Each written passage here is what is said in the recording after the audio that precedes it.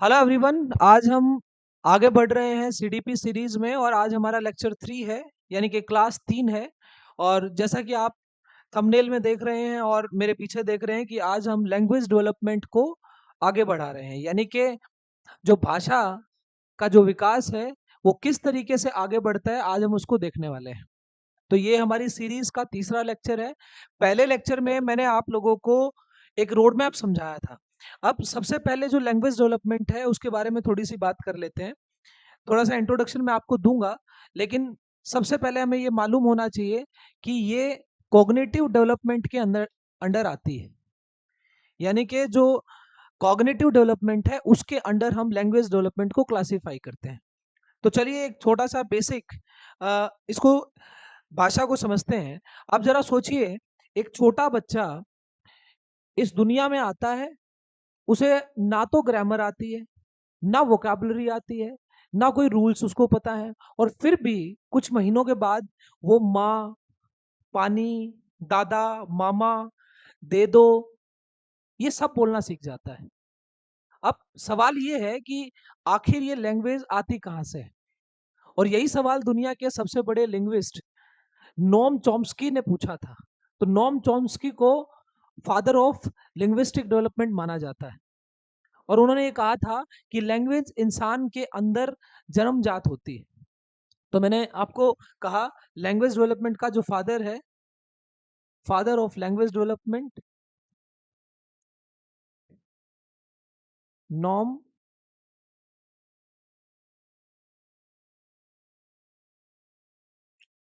Right, Noam Chomsky. तो इन्होंने भी पूछा था कि भाषा कहाँ से आती है। तो इन्होंने कहा कि लैंग्वेज जो है ना, जो भाषा है वो इंसान के अंदर जन्मजात होती है। यानी बच्चा भाषा को सिर्फ सीखता नहीं है, बल्कि उसके अंदर लैंग्वेज की एक नेचुरल एबिलिटी पहले से ही मौजूद होती है। अब यहाँ से दो चीजें समझिए कि जो लैंग्वेज है, लैंग्वेज को हम किस तरीके से डिवाइड करते हैं, यानी कि लैंग्वेज डेवलपमेंट दो तरीके से होता है। अब सबसे पहले एक होता है डायलेक्ट, डायलेक्ट, और एक होता है लैंग्वेज। अब आपने देखा होगा डायलेक्ट, जैसे आप अब हरियाणा की बात करें तो हरियाणवी एक डायलेक्ट है, यानी कि उसको आप सीखते नहीं हैं, वो आपको अपने आप आती है। तो जो डायलेक्ट है, डायलेक्ट यानी कि बोली, जो बच्चा अपने माहौल से अपने आप एक्वायर कर लेता है। और जो दूसरी तरफ जो मैंने लैंग्वेज लिखा, उसका मतलब होता है कि बच्चा कॉन्शियसली उसको सीखता है, मतलब उसको सीखना पड़ता है। तो लैंग्वेज सिर्फ एक शब्द नहीं होता, ये हमारे थॉट्स, हमारे इमोशंस और फीलिंग्स का एक एक्सप्रेशन होता है। यानी कि जो भाषा आप यूज करते हैं वो आपके थॉट्स को दिखाती है, आपके इमोशंस को दिखाती है, आपकी फीलिंग्स को दिखाती है। सो हमने क्या देखा? It need not to learn, need not to need not to learn, right, ये नीड टू लर्न, इसको सीखना पड़ता है, राइट। जो लैंग्वेज होती है, लैंग्वेज के बारे में हमने क्या कहा? Language is the representation, is the representation of our thoughts, our thoughts, emotions and feelings, right? हमारी भावनाएं, हमारे इमोशंस, हमारी जो सोच है उसको दिखाती है हमारी भाषा। तो जब हम खुश होते हैं, गुस्सा होते हैं, रोते हैं या मोटिवेट होते हैं, तो हर जगह लैंग्वेज काम आती है। तो इसलिए लैंग्वेज डेवलपमेंट को कॉग्निटिव डेवलपमेंट का हिस्सा माना जाता है। इसलिए मैंने आपके सामने कहा कि जो लैंग्वेज डेवलपमेंट है वो कॉग्निटिव डेवलपमेंट का ही हिस्सा है। क्यों कॉग्निटिव डेवलपमेंट का हिस्सा है? क्योंकि हमारी सोच और भाषा सीधे कनेक्टेड है। अब सबसे पहले हम ये समझेंगे कि हमारा जो लैंग्वेज का जो स्ट्रक्चर है, यानी कि स्ट्रक्चर ऑफ लैंग्वेज, ये किस तरीके से इसकी बनावट है, यानी कि लैंग्वेज को किस तरीके से स्ट्रक्चर किया गया है। तो हम यहाँ पे हेडिंग डालेंगे structure of language, structure of language. अब इसमें सबसे पहले आप सुनिए, उसके बाद इसको लिखेंगे। तो सबसे पहले आता है सिंटेक्स। सिंटेक्स यानी सेंटेंस बनाने के रूल्स। जैसे इंग्लिश में आप क्या समझते हैं कि पहले सब्जेक्ट आता है, फिर वर्ब आता है, फिर ऑब्जेक्ट आता है ना? I eat mango, what does it mean? इसका मतलब है कि आपने उसका स्ट्रक्चर बनाया, यानी कि सेंटेंस बनाने के जो रूल्स होते हैं उसको सिंटेक्स बोलते हैं। तो जो लैंग्वेज का स्ट्रक्चर है ये बहुत इंटरेस्टिंग है। तो सबसे पहले इसके अंदर क्या आता है? सिंटेक्स। सिंटेक्स क्या होता है? सेंटेंस बनाने के रूल्स। सेंटेंस बनाने के रूल्स को क्या बोलते हैं? सिंटेक्स। मैंने एग्जांपल दिया, सब्जेक्ट वर्ब प्लस ऑब्जेक्ट, ये एक रूल है कि इस तरीके से अरेंजमेंट होना चाहिए। उसके बाद अगर जैसे इसमें अगर हम सिंटेक्स में बात करें, अगर हम इनका ऑर्डर बदल दें तो ये मीनिंगफुल नहीं रहता, तो उसका मीनिंग बदल जाता है। ठीक है, तो ध्यान रहे कि सबसे पहले क्या आता है? सिंटेक्स। तो सिंटेक्स का मतलब होता है सेंटेंस बनाने के रूल्स।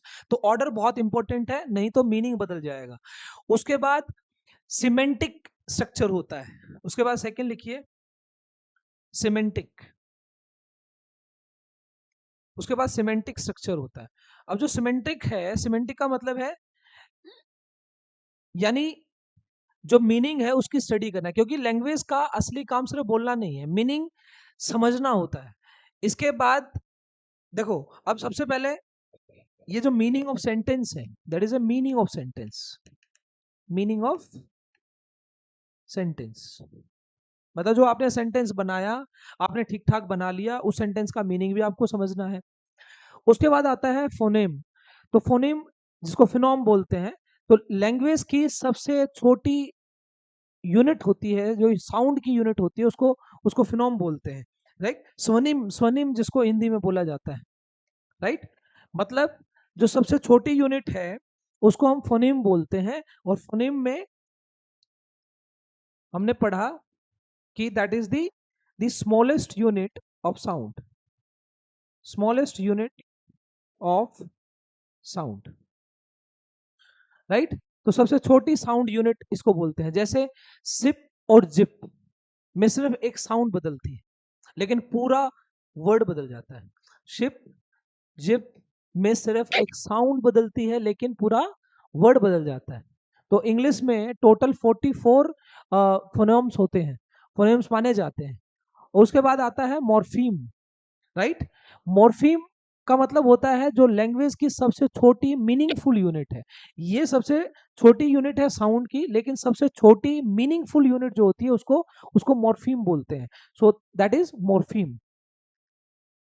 तो यहाँ पे नेक्स्ट डालिए, मॉर्फीम। मॉर्फीम क्या होती है? Smallest, smallest meaningful unit. Meaningful unit, इसको हम क्या बोलते हैं? मॉर्फीम। राइट, एक होता है फोनीम, एक होता है morpheme. Morpheme is the smallest meaningful unit, और वो सबसे छोटी साउंड की यूनिट होती है। अब अगर थोड़ा सा और एक्सप्लेन करें तो इसका मतलब होता है कि वो हिस्सा जिसका एक अपना मीनिंग हो, है ना, एक छोटा सा हिस्सा जिसका खुद का एक मीनिंग है। और उसके बाद फाइनली आता है प्रैग्मेटिक। उसके बाद फाइनली हम पढ़ते हैं प्रैग्मेटिक। तो यहां से समझिए कि प्रैग्मेटिक का मतलब क्या है। राइट, प्रैग्मेटिक का मतलब होता है यानी सिचुएशन और कॉन्टेक्स्ट के हिसाब से लैंग्वेज का सही यूज करना। आपकी क्या सिचुएशन है, आप किस कॉन्टेक्स्ट में बात कर रहे हैं, आपने अपनी सिचुएशन और कॉन्टेक्स्ट के हिसाब से भाषा का यूज किया, उसको हम बोलते हैं प्रैग्मेटिक। राइट, तो that is the structure of the language. That means you need to know how to order the words, उनका एक मीनिंग निकालना। मैंने कहा कि अगर आप इनका ऑर्डर बदल देंगे तो आपका मीनिंग बदल जाएगा। फिर अगर आप सेंटेंस का मीनिंग समझ रहे हैं, so that is the semantic, so which is very important. अगर आप मतलब ही नहीं समझेंगे तो उसका मतलब नहीं रहता है। उसके बाद phoneme. Phoneme is the smallest unit of sound. Right, so phoneme is the smallest unit of sound. इसका कोई मीनिंग हो या ना हो, दैट इज, अगर मीनिंग है तो उसको बोलते हैं मॉर्फीम। और प्रेगमेटिक में मैंने आपको बताया कि आप अपने सिचुएशन और कॉन्टेक्स्ट के हिसाब से सही भाषा का यूज कर रहे हैं कि नहीं कर रहे हैं, क्योंकि एक ही सेंटेंस अलग सिचुएशन में अलग मीनिंग दे सकता है। तो दोस्तों, लैंग्वेज सिर्फ बोलना नहीं है, ये इंसान की सोच है, इमोशंस, इंटेलिजेंस, हर चीज का एक एक शीशा है, यानी कि मिरर है। मतलब आपकी सोच, आपकी इमोशंस, आपकी बुद्धिमत्ता, हर चीज दिखती है किससे? भाषा से। अब मैं आपके सामने बोल रहा हूं, अगर मैं आपको समझाने के लिए सही भाषा का यूज नहीं करूंगा तो जरूरी ऐसा हो सकता है कि आपको जो मैं मीनिंग समझाना चाहता हूं वो समझ में ना आए। तो इसलिए जैसे मेरे इमोशंस होंगे, जैसे मेरी इंटेलिजेंस होगी, that is represented by the language. और शायद इसी वजह से इंसान को बाकी सभी जीवों से सबसे अलग माना जाता है, क्योंकि उसके पास भाषा है। ठीक है, अब सवाल ये उठता है कि आखिर ये लैंग्वेज डेवलप कैसे होती है, राइट? तो अब हम एक एक करके देखेंगे कि हाउ दैट लैंग्वेज डेवलप्स। सो सबसे पहले लैंग्वेज, यहाँ पे हेडिंग डालिए, development of language, development of language, right? Development of language. चलिए थोड़ा सा बेसिक बेसिक समझते हैं। सो सबसे पहले लैंग्वेज एक्विजिशन है ना। लैंग्वेज एक्विजिशन का मतलब आप एक्वायर कर रहे हैं लैंग्वेज को। तो कैसे कर रहे हैं? Language acquisition. तो लैंग्वेज एक्विजिशन को हिंदी में क्या बोलते हैं? भाषा अधिग्रहण के चरण, है ना। चलो खैर, लैंग्वेज एक्विजिशन की एक पूरी जर्नी है। अब जो धीरे धीरे कई स्टेजेस से होकर गुजरती है। मतलब जब आपको भाषा आती है तो वो एक स्टेज से नहीं आती है, उसमें बहुत सारी स्टेजेस होती हैं। और इसमें सबसे पहली जो स्टेज आती है उसको बोलते हैं क्विंग। अब क्विंग सबसे पहली जो स्टेज है, ये स्टेजेस मैं लिख रहा हूं यहाँ पे, stages in in language acquisition. तो सबसे पहले आती है क्विंग। अब क्विंग को समझते हैं। जो क्विंग है, लगभग 6 महीने की उम्र में बच्चा आ, ऊ जैसी आवाजें निकालना शुरू करता है। और ये जो लैंग्वेज डेवलपमेंट की हम पहली सीढ़ी मानते हैं, जहां बच्चा वावल्स की साउंड बोलता है। जैसे आप समझते हैं ए ई आई ओ यू, राइट? तो ये वावल साउंड का उच्चारण करना बच्चे के द्वारा, that is the first stage of language development. और ये 6 महीने की उम्र में बच्चा इस तरीके की आवाजें निकलता है, आ, ऊ, that is the vowel sounds at the age of at the age of at the age of 6 months, right? So that is the first stage। तो इसको फर्स्ट स्टेज मैंने यहाँ पे मार्क किया है, डन। अब इसके बाद आता है, देखिए सबसे पहले आपने क्या देखा? क्विंग। क्विंग का मतलब वावल साउंड का उच्चारण करना, निकालना। उसके बाद आता है बैबलिंग, बैबलिंग स्टेज, है ना। बैबलिंग स्टेज कब आती है? करीब करीब 9 महीने में। अब 9 महीने का बच्चा मामा, दादा जैसे वर्ड्स रिपीट करना शुरू कर देता है, right? So babbling is the second stage. तो सेकेंड स्टेज में बैबलिंग होती है, बैबलिंग। और ये अराउंड अराउंड 9 महीने की उम्र में बच्चा मामा, दादा ऐसे ऐसे शब्दों का इस्तेमाल करता है, इसको बोलते हैं बैबलिंग, राइट? अब यानी अब सिर्फ आवाज नहीं बल्कि साउंड्स का एक पैटर्न बनता है। आप समझ रहे हैं? बैबलिंग में एक साउंड का पैटर्न है, एक रिपीटिशन है, मा, पा, दा, दा। तो इस तरीके के साउंड पैटर्न्स निकलते हैं। उसके बाद आता है वन वर्ड अटरेंस स्टेज। सो उसके बाद लिखिए one word utterance stage, one word utterance stage. अब इसमें क्या होगा जी? चलिए, तो वन वर्ड अटरेंस लिखेंगे बाद में, पहले समझेंगे। यानी कि लगभग 12 महीने में बच्चा एक सिंगल मीनिंगफुल वर्ड बोलने लगता है। जैसे मम्मी, खाना, पानी एक शब्द है, लेकिन पूरा इमोशन उसी में छुपा होता है, राइट? तो ये जो एक मीनिंगफुल वर्ड बोलना, that is one word utterance, है ना। मम्मी, खाना, पानी, मम्मी, खाना, पानी, ये सब तो सारे के सारे इमोशंस आपके इसी में होते हैं। उसके बाद जो स्टेज आती है उसको बोलते हैं टेलीग्राफिक स्पीच। अब टेलीग्राफिक स्पीच में क्या होता है? 18 से 24 महीने के बीच बच्चा छोटे छोटे सेंटेंसेस बोलना शुरू करता है। अब छोटे छोटे सेंटेंसेस आ गए, पहले वर्ड बोल रहा था, अब सेंटेंसेस बोल रहा है, तो टेलीग्राफिक स्पीच। तो चौथी जो स्टेज आती है वो आती है टेलीग्राफिक स्पीच, टेलीग्राफिक स्पीच। अब इसमें क्या होगा? स्मॉल सेंटेंसेस, ये कब था? 12 मंथ, यहाँ 18 से 24 महीने की उम्र।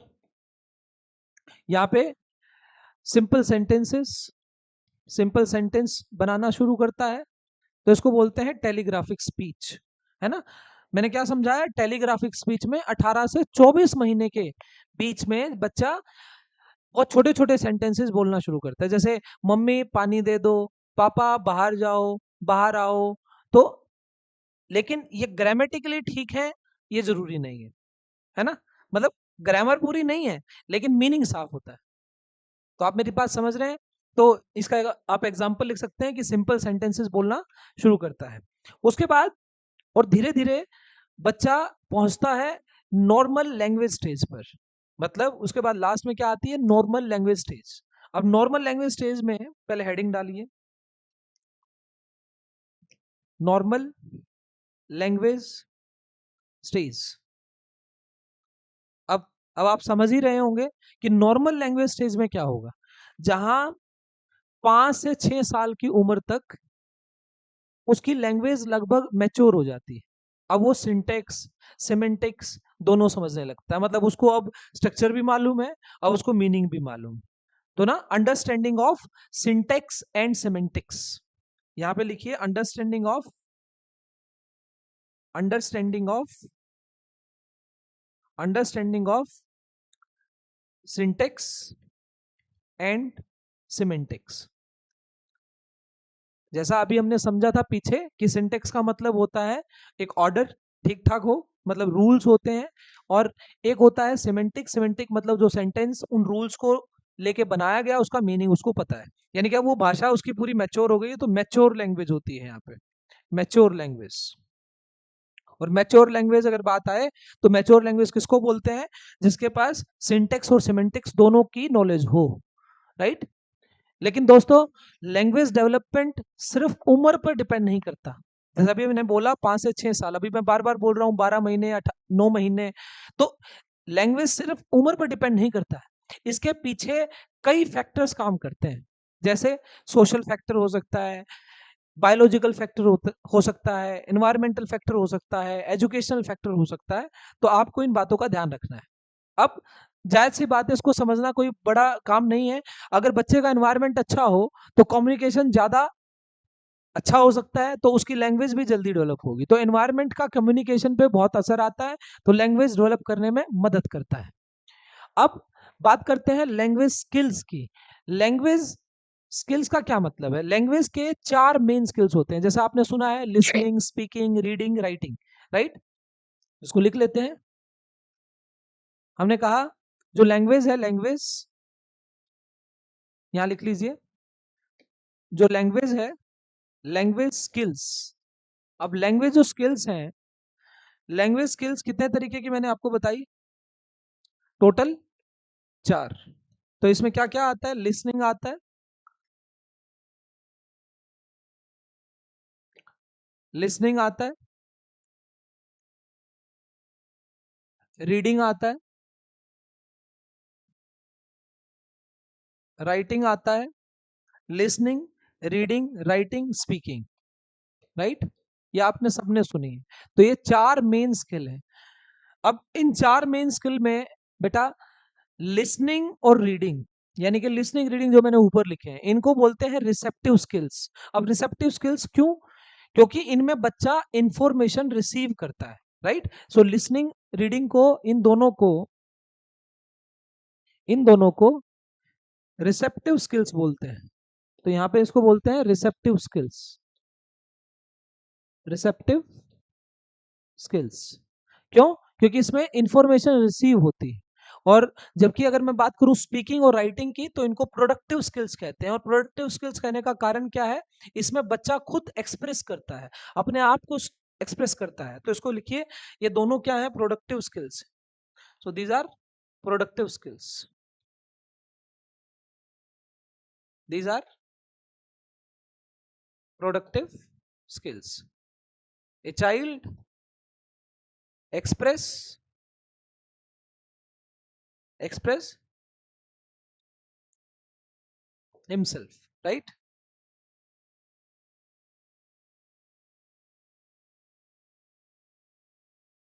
बात समझ में आ रही है? तो यहाँ पे हमारा बच्चा जो है वो खुद को एक्सप्रेस करता है। अब सबसे इंटरेस्टिंग बात, जैसे उम्र बढ़ती है, बच्चे की वोकैब्युलरी भी तेजी से बढ़ जाती है। 1 साल का बच्चा मुश्किल से कुछ वर्ड्स जानता है, लेकिन 18 साल की उम्र तक उसकी वोकैब्युलरी हज़ारों वर्ड्स तक पहुँच जाती है, राइट? आपको अलग-अलग ऐसे नंबरिंग याद करने की ज़रूरत नहीं है, लेकिन आपको पता होना चाहिए कि धीरे-धीरे जैसे-जैसे उम्र बढ़ती है, 18 साल तक पहुँचता है, हज़ारों में उसकी क्या हो जाती है, वोकैब्युलरी ऐड हो जाती है। तो लैंग्वेज सिर्फ बोलना नहीं है, ये इंसान के, मैं बार-बार वही चीज़ बोल रहा हूँ, लैंग्वेज कॉग्निटिव डेवलपमेंट है। लैंग्वेज सिर्फ बोलना नहीं है, इंसान के सोचने, समझने और दुनिया से जुड़ने का सबसे पावरफुल मीडियम है। अब हम बात कर रहे थे कि लैंग्वेज डेवलप कैसे हो रही है। तो क्या भाषा हमारे एनवायरनमेंट से आती है या फिर लैंग्वेज सीखने की क्षमता हम लेकर पैदा होते हैं? ठीक है? तो अभी इन्हीं चीज़ों के जो सवाल जो मैं अभी आपके सामने कर रहा हूँ, इनके जवाब देने के लिए बहुत सारे साइकोलॉजिस्ट हुए, बहुत सारे लिंग्विस्ट को इन्होंने सोचने के लिए मजबूर कर दिया। तो अब हम कुछ को पढ़ते हैं। तो सबसे पहले आते हैं जेन पियाजे। पियाजे ने क्या कहा था कि पहले विचार आते हैं, फिर भाषा आती है। यानी बच्चा पहले दुनिया को समझता है, सोचता है, उसके बाद लैंग्वेज डेवलप करता है ना? तो अब याद रखिए, तो जीन पियाजे ने क्या कहा था, पहले विचार आते हैं और फिर भाषा आती है। तो भाषा भाषा से पहले विचार आते हैं और फिर भाषा आती है। यानी बच्चा, क्या समझाया मैंने, पहले दुनिया को समझेगा, उसके बारे में सोचेगा, फिर अपनी अपनी लैंग्वेज डेवलप करेगा। तो सबसे पहले कौन आए? जेन पियाजे। अब जेन पियाजे क्या कह रहे हैं? लैंग्वेज पहले विचार आता है, सो पहले विचार आता है, फिर भाषा आती है,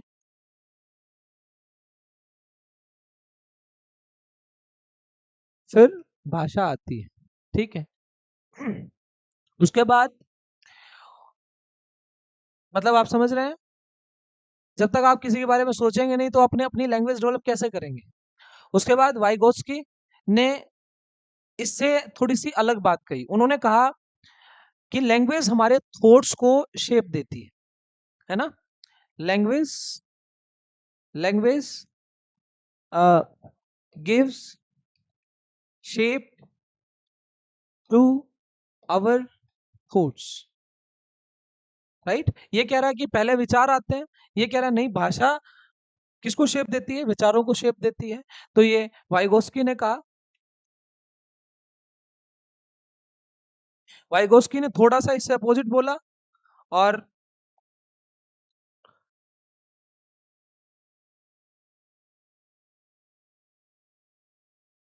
ठीक है, इसको बना लीजिए, ये रहा। सो ये आपको पता होना चाहिए कि language give shape to our thoughts. उसके बाद, मतलब इसको एक लाइन को अगर हम समझें तो इसका क्या मतलब निकलता है? इसका मतलब है सोशल इंटरेक्शन से लैंग्वेज डेवलप होती है। जब बच्चा लोगों से बात करता है, खेलता है, सुनता है, तो तभी उसकी लैंग्वेज ग्रो करती है। सो वाइगोस्की ने लैंग्वेज के 3 लेवल बताए। उन्होंने पहला लेवल बताया सोशल स्पीच, यानी कि जब बच्चा दूसरों से बात करता है, सोशल स्पीच उसको बोलते हैं। एक होती है प्राइवेट स्पीच, यानी कि जब बच्चा खुद से बातें करता है, जैसे खेलते समय खुद ही क्वेश्चन पूछना, खुद ही आंसर देना। और लास्ट में आती है साइलेंट स्पीच। तो साइलेंट स्पीच क्या किसको बोलते हैं? जब हम अपने माइंड में बातें करते हैं, यदि यानी बिना बोले सोचने की प्रक्रिया। आप बोल नहीं रहे हैं, लेकिन माइंड माइंड में ही वो सारी चीजें चले जा रही हैं। तो एक है सोशल स्पीच, एक प्राइवेट स्पीच, और एक क्या है? Silent speech. So silent speech मतलब उसमें आप बोल नहीं रहे हैं, लेकिन आपके माइंड में वो विचार चल रहे हैं। उसके बाद आते हैं स्किनर। अब स्किनर ने क्या कहा? स्किनर ने कहा कि लैंग्वेज एनवायरनमेंट से सीखी जाती है, राइट? तो आप लिख सकते हैं स्किनर। स्किनर स्किनर ने कहा language comes from environment. Language comes from environment. अब इसका क्या मतलब है? यानी बच्चा नकल करता है ना, कॉपी करता है, इमिटेट करता है, रीइंफोर्स करता है, फिर अपने आप को एसोसिएट करता है और फिर लैंग्वेज सीखता है। अगर बच्चा सही बोले तो उसे रिवार्ड मिलता है और धीरे धीरे उसकी लैंग्वेज बेहतर होती जाती है।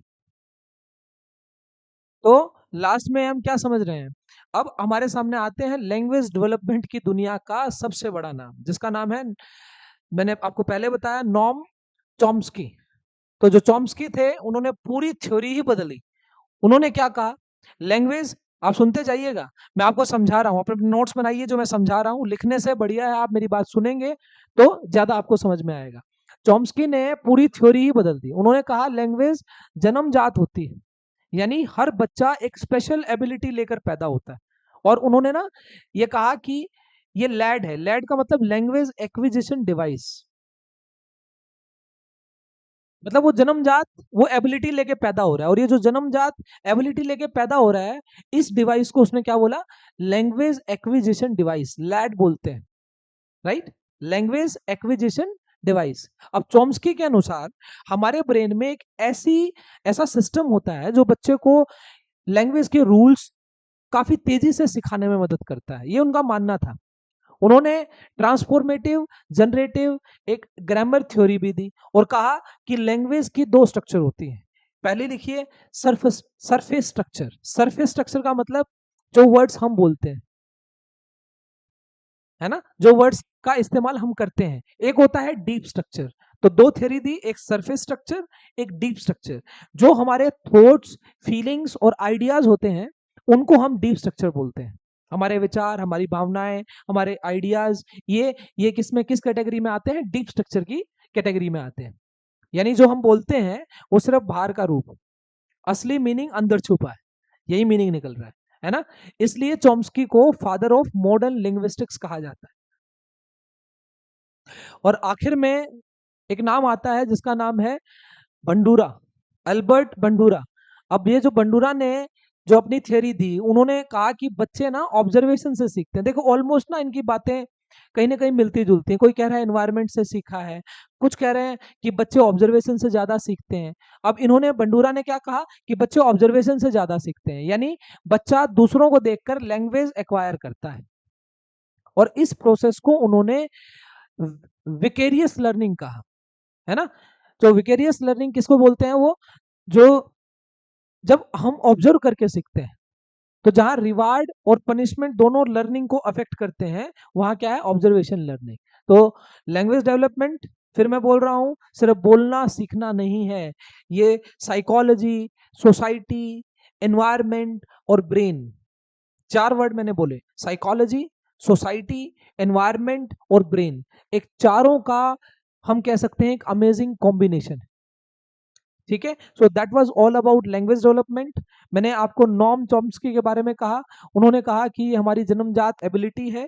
मैंने आपको लिखवाया नहीं क्योंकि इसमें ज्यादा लिखने का कुछ है नहीं, तो आप याद रखिए, नॉम चॉम्स्की को मैंने आपको सबसे पहले इंट्रोड्यूस कराया है। नॉम चॉम्स्की को मॉडर्न लिंग्विस्टिक का फादर कहा जाता है। उन्होंने अपने ग्रामर थ्योरी दी जिसमें सरफेस स्ट्रक्चर और डीप स्ट्रक्चर की उन्होंने बात की। और बंडूरा ने क्या कहा, बंडूरा ने, अल्बर्ट बंडूरा, यहां लिख लीजिए,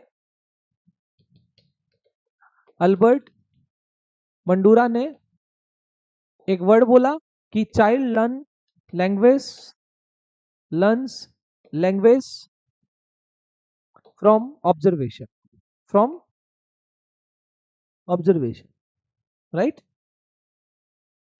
ठीक है, so that was all about language development. आपने देख लिया, कॉग्निटिव डेवलपमेंट का पार्ट है डायलेक्ट, हमें सीखनी नहीं पड़ती, हमें जन्म से आती है।